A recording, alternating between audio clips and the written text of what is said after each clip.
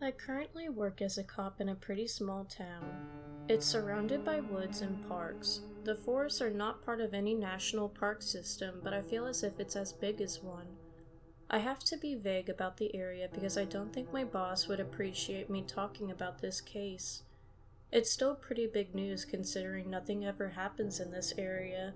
When a child goes missing in the woods, it should be big news. When two go missing, it's more than news. I never told anyone the truth about what happened in those woods when I took a day looking for those children. I'm certain that if my boss heard any of this, he would strip me of my badge and send me off to a head doctor, but I still have to tell this in hopes I get any information about who I came across that day. I had an early midlife crisis and changed careers. I come from a long line of police officers and had planned that to be my future, but because of some complicated and boring reasons, I chose to do something else. Then later on in life, I regretted my choices and I did what I needed to do to become a cop. Even though I looked on the older side, I didn't actually have a lot of experience in law enforcement. The place that hired me didn't need someone who did, just a person that looked the part. Nothing happened in this small town, just some easy to break up bar brawls. Hell, they couldn't even be called fights. I feel as if they only hired me so I could go through their ancient filing system and update it because my boss refused to do it. While I was organizing the mountain of old paperwork and cases, I found out this town had a pretty regular pattern of hikers going missing on the trails. But after looking at the national average, I guessed our town wasn't anything special. Nothing sinister going on, people just get lost. I had only been working at my new job for 6 months when the uproar started. A child had gone missing on one of the easier and short hiking trails with his family. His father had turned his head to talk to his wife, and when he looked back, his little boy was gone. They had thought he had just ducked behind a tree to scare them, but after looking through the entire area, they grew panicked. The mother stayed where they last saw him, and the father ran to get help by the ranger station. They quickly organized a search for the boy. The mother stayed in that spot for nearly 10 hours waiting and watching, not knowing what else to do. I'm not a hiker myself, but I joined the volunteers and searched for the boy. Any spare moment I had, I was doing whatever I could to help. I ended up with hundreds of bug bites and torn ankles from my new boots, but I never complained. A child was out in the woods and we couldn't find any trace of him. Then a girl was lost. She was a classmate of the boy and wanted to help. Some volunteers humored her and let her run water to people searching, but she could only go a few feet into the woods. If she saw someone coming near the trail end, she would run up to give them a cold water bottle. She was in sight the entire time. Again, someone turned their head as she took a step onto the trail, and when they turned back, she was gone. The people who she had been walking towards hadn't turned their heads. They were completely bewildered and questioned what they had seen.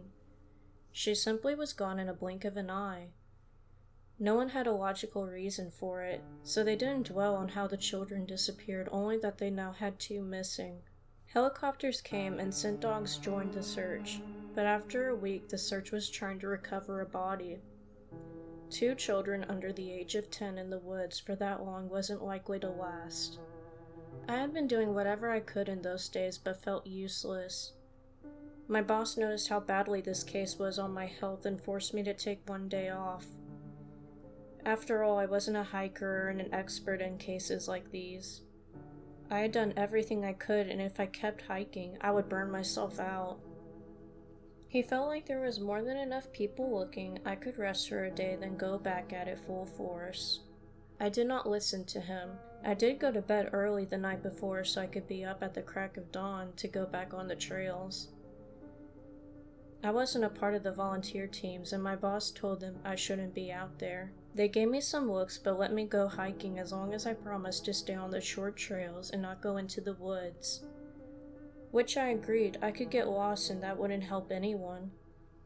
I knew I wouldn't find any traces of the children on a trail that had been looked over at least 100 times before, but I still couldn't just stay at home. That's how I spent my free day, hiking trails and getting more blisters on my ankles. I had a backpack of some supplies. Even though I had hiked for the entire day, I wasn't very hungry. I think the stress was getting to me. I still had some water and granola bars in my pack near the end of the day. I was in the middle of a somewhat longer trail I had gotten permission to search on when the sun had started to set.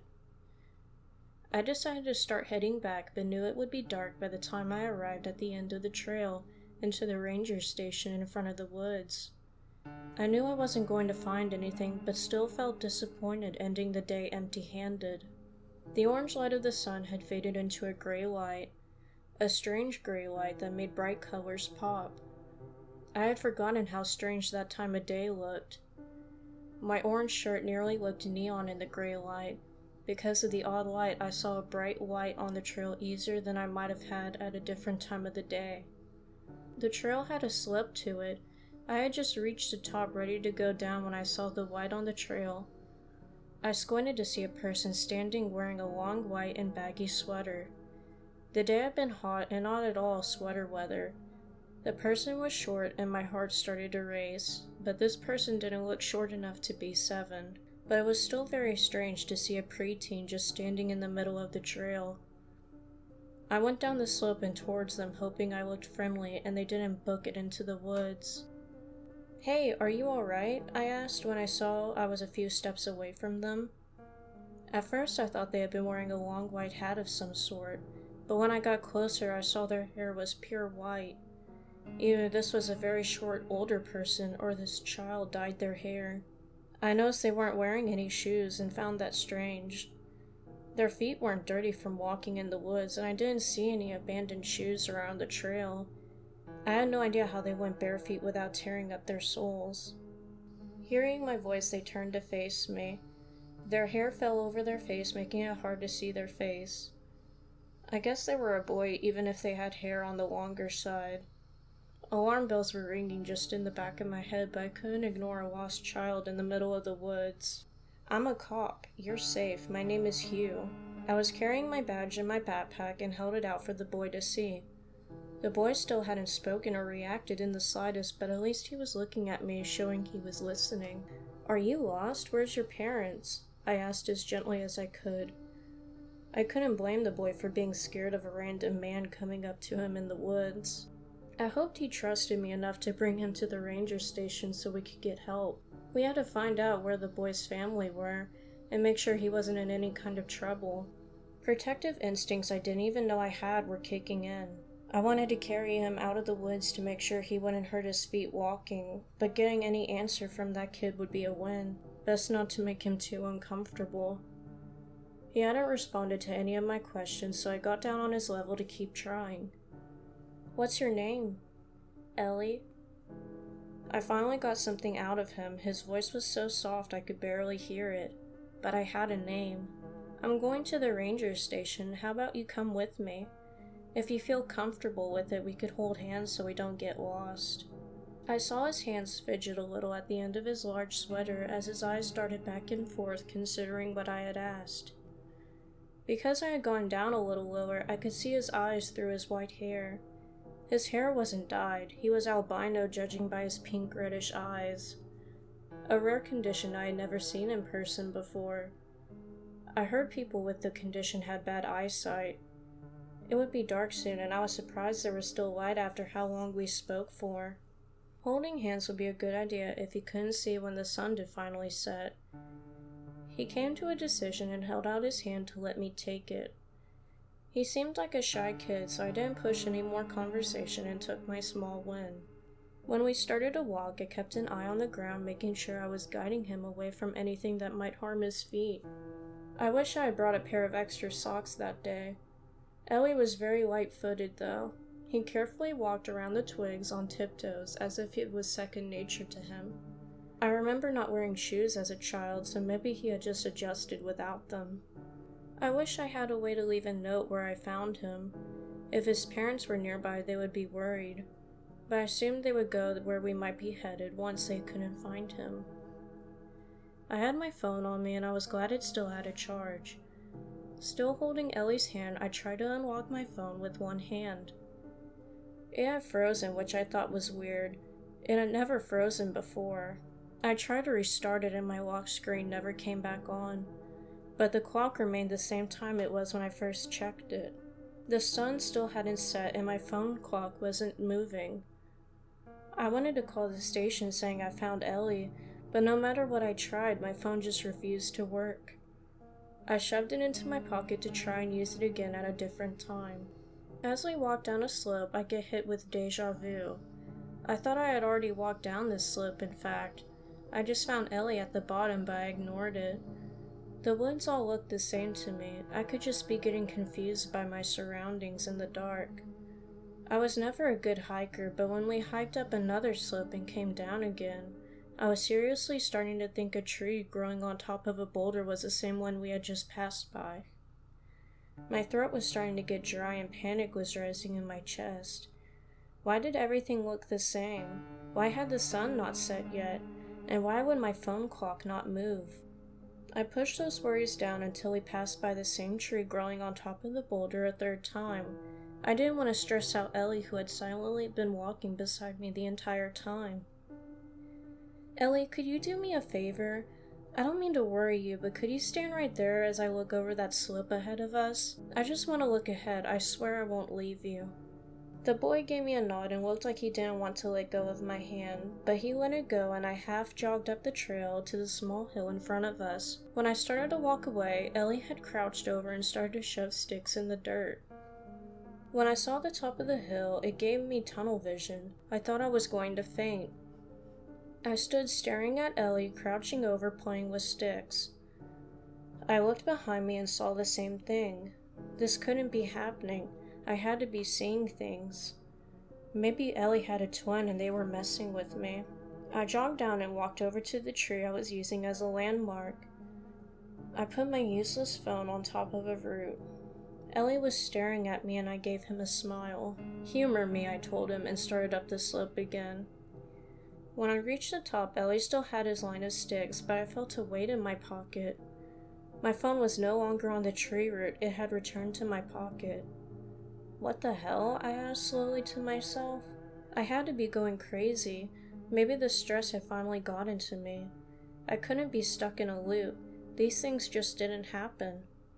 I walked down and stopped in front of Ellie, wondering what my face looked like in that moment, if this was really happening when Ellie might know something. After all, when I found him, the loop started, but I wasn't ready to put any blame on him yet. I'm going to climb a tree, I said, hands on my hips. A hint of a smile flickered on Ellie's face. I had no idea what else to do. Clearly I couldn't walk along the trail without getting brought back. But I wasn't about to risk going into the woods. I would get put back on the trail or get lost in the trees. Maybe just something if I climbed high enough, I could see something interesting. Or maybe the loop didn't reach high in the air. It was something I could try. I placed my bag at the base of the boulder tree and started to climb. Watch my bag for me, champ. You can have the water and snacks if you want, though, I told Ellie and started to climb. I wasn't much for climbing, but the branches were thick and close together, so it made it easy. This tree was almost made for it. I slowly made my way up, getting covered in leaves, sap, and scratches from the bark. I didn't know when I should stop. I made the mistake of looking down in frozen fear for a few seconds. I learned in that moment I was afraid of heights, but I had to keep going. I had to get out of there and find a way to get Ellie out of the woods. I don't know how long it took, but I made it nearly to the top where I could no longer grab branches to support my weight. I looked around seeing nothing special, but I was still in the tree, so maybe the loop didn't reach that high up. I took a risk and climbed one more branch when the world went dark. I realized that the sun had set in a blink of an eye. I looked up at a starry sky through the branches before an immense force suddenly knocked me from my perch.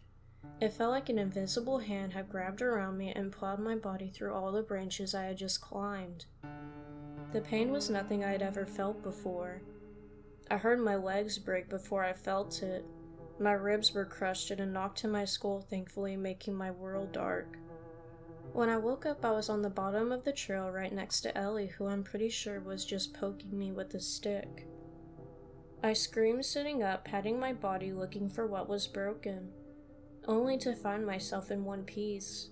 I was breathing hard, looking frantically around to see I was back in the gray light of the trail and my body healed. Not even the tree sap remained. I guess that didn't work, I said with a small laugh, even though I wanted to cry. My body was healed, but I still held that memory of the pain. It was a good idea. I don't think I've ever seen someone find an opening of the loop before, Ellie commented in his small, soft voice. He had spoken about the loop. I no longer could doubt it was happening. The whole thing was now in the open and we needed to talk about it. I'm stuck in a loop, I said slowly, still not fully believing it. Yes, you are, Ellie said with a nod. He was making doodles in the dirt with his sticks as if the strangest thing wasn't happening, like all of this was normal. I stared at him and the sticks he had placed in a circle in the dirt, and a thought suddenly came to me. I'm stuck, but you're not. The sticks Ellie had been playing with remained when my phone was returned. It may have been because Ellie hadn't moved, but his wording made me clue in. He didn't agree we were both stuck, just myself. I pulled my pack next to him and patted on it, giving him a place to comfortably sit. Alright, champ, take a seat and let's figure out what's going on. With both of us in unlimited time, I'm sure we can figure out why this is happening. You're not going to accuse me of trapping you, Ellie said, and the surprised tone in his voice was the most emotion he had showed since we met. No, you don't seem the type. I could have sworn I saw his ears turn a little red through his hair. He sat on my backpack, knees tucked inside his sweater, making him look very small. But for the small child he was, I knew in that moment he might not be human. But lucky for myself, he had the answers to what was going on. Humans are born to die. Most creatures are. You cannot understand an endless existence. Not truly understand it. If you did, you would become someone else. That is the purpose of this loop. For you to become something else in this place, you cannot die. You just remain for your mind to rot or turn. The one that created this place reproduces this way. If your mind turns and you become something else, it transforms your flesh into something the same as itself. The one who cannot make the change are eaten. The loop keeps the victims fresh. I assume the missing children on the trail were taken for food. Children don't often manage the change. I got goosebumps listening to Ellie's words. I hated the idea of those two kids being trapped the way I was. Stuck in a forever loop, not understanding what was happening and not being able to get out. I was lucky enough to come across someone to explain things to me. Ellie kept talking, so I pushed my thoughts aside to listen. Humans cannot break this loop. I am not human, so I cannot be trapped here. But I cannot break this loop to save you. It goes against what I am. I cannot save a human from a creature of the night. I, however, can make this offer to you once. I can turn you into something else. Once you come to my side, I can save you. I can remove you from these woods. I cannot guarantee your humanity, though. You may end up as something far worse than the creature that has trapped you here. Ellie stared at me so intensely with his red eyes. It felt like the forest was closing in on me, waiting to hear my answer. I could either become a creature after suffering through an endless amount of time, or take him up on his offer and become something else or take a huge risk. No thank you, I said with a small smile. To my surprise, Ellie smiled back. A small one, but still a smile. I knew he wasn't going to offer to turn me again, but I also knew Ellie was here for a reason. Maybe that reason would get me out of this mess. It's best for you to stay silent as I take care of why I came here. I cannot promise your life. I need to summon the creature who made this loop and speak with it. It may eat you, Ellie said as he stood up. I watched him as he walked to the middle of the trail. He stood waiting for me to give a nod and give him a small wave, telling him I was ready to maybe die in the next few minutes. Not much else I could do about it. He gave me a nod back, then stomped down hard on the dirt-packed ground. I thought I heard some sort of hollow echo and the faintest silver light coming from him when he stomped. My body sensed the creature before I saw it. Every hair on the back of my neck stood on end and my hands started to shake. I had never been so scared in my life. I would honestly rather be thrown from a tree 100 times than be sitting on the trail when the creature showed itself. It was an enormous black mass that flickered through the trees like a ghost. Its white glowing eyes and clawed black hands looked solid enough, though. Wrapping one hand around a tree, it looked so big it could easily rip that tree from the roots. Even though it was massive, its voice was barely a whisper. It was right in front of us, and yet I could barely get a good look. It was like my eyes refused to focus on the thing, and I was glad for that. What creature has wandered into my forest? It reached out a large claw towards Ellie, who stood firm. Even in my state, I wanted to run out and protect him. The claw stopped right in front of his face when Ellie started to speak. "You have created far too many children. Your limit was 2. You are taking too many humans to feed them, and I suspect you took this other human to create a new." Ellie's strong words were cut off by a rasping laugh from the woods that made my skin crawl. "This forest is mine. I can make as many children as I like. Now be gone." The massive claw came down to crush poor little Ellie, and I shot to my feet. I was far too slow, but my concern was not needed. The moment the ghastly claw came down, it exploded into a silver mist. The creature let out a shriek of pain and darted further back into the woods, nursing its wound. Ellie had not moved and his back was turned to me, but I could tell he was very angry. "You cannot be," the monster hissed with a voice full of hate. "The Silver King is dead. I can never die, and you have insulted me beyond going past your child limit. As a punishment, you must kill the most recent ones you have created. You must also break the loops of the humans you have trapped. Humans that are most suited to be returned to their world, adjusted to live peacefully. You'll go hungry for a while, but be thankful for your life." The monster hissed more, darting back and forth between the trees, considering what to do. It clearly wanted to kill Ellie, but couldn't. I didn't believe that Ellie, the small child before me, was a scarier monster than the dark thing in the woods. But the proof was the thing not attacking. With more pacing and hateful hissing, it agreed. "Oh, thank you, my dear Silver King, for sparing my life this night. I shall never forget it, never." I had never heard such pure hate before. It made me feel sick just listening to that dreadful voice. I had no idea how Ellie stood so still with them directed towards him. He was a tough kid, it seemed. I expected something special to happen, but I just blinked and everything returned to normal.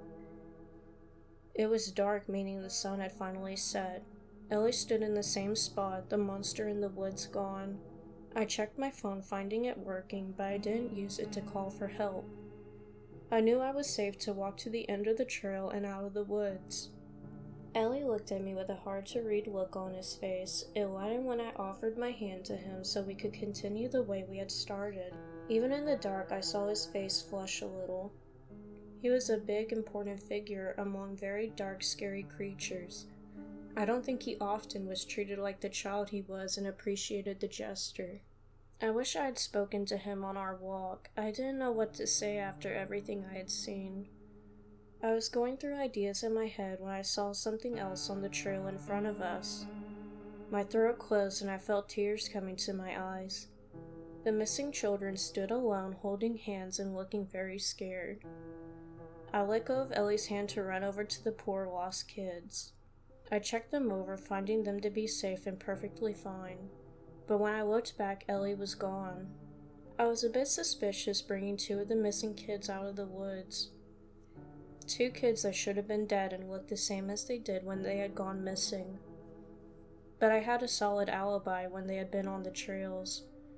One was me on the camera buying gas, and the other was me with 10 other volunteers when the little girl had gone missing. Some people thought I was working with the ones who had taken them, but with no proof, the matter dropped. No one could have explained what happened, and I was not offering my strange tale. The kids said they had just been stuck in one spot for a long time and didn't get hungry. Since they were so young, the police didn't know what to make of it. The case came to a standstill, but most people were just happy the kids were found. Since then, I wondered about Ellie. I can't help but think how he's doing out there and if he's safe.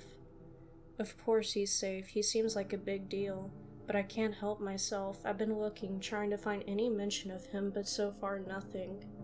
If you run into him out there, please trust him and treat him nicely. He has a tough job, and please tell him Hugh says hello and wants to know if he's doing alright.